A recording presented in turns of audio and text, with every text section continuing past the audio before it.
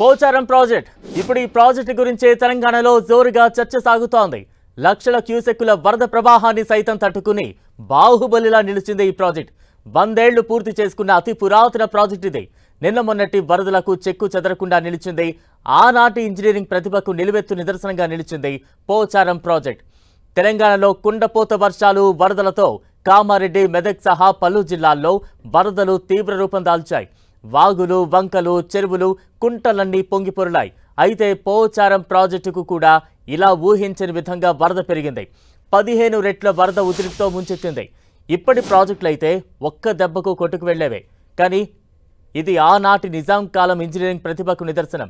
నిర్మాణం జరిగి 100 ఏళ్లు దాటినా ఈ ప్రాజెక్టు వరద ఉధృతికి అదరలేదు, బెదరలేదు, నిటారుగా నిలబడింది.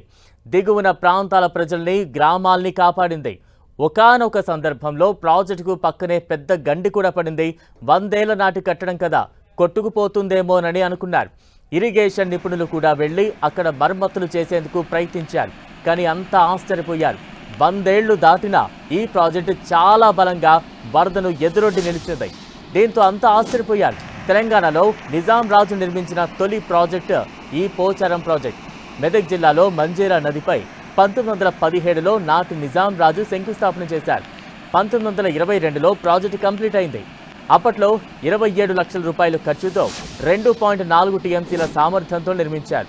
నిజామాబాద్, మెదక్ జిల్లాల ప్రజల సాగు, తాగునీటి అవసరాలను తీర్చేందుకు ఈ ప్రాజెక్టును నిర్మించారు.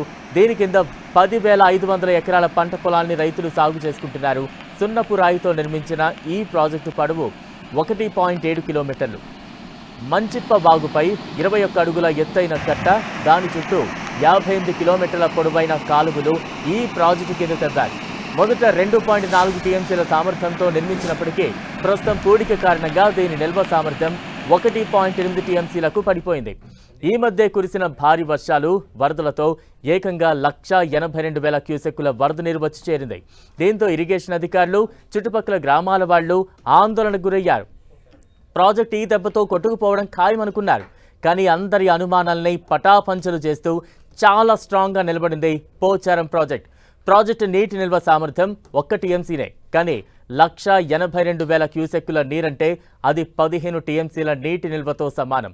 ఆ పోటును కూడా ఈ ప్రాజెక్టు తట్టుకుని నిలబడింది. ఇది ఉమ్మడి మెదక్, నిజామాబాద్ జిల్లా రైతులకు జీవనాడి.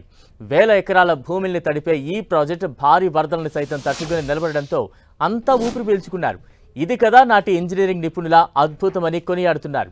ఏదేమైనా 103 ఏళ్ల నాటి పోచారం ప్రాజెక్ట్ చిన్న గండి పడడం మినహా ఎలాంటి డ్యామేజ్ జరగలేదు. అయిపోయింది.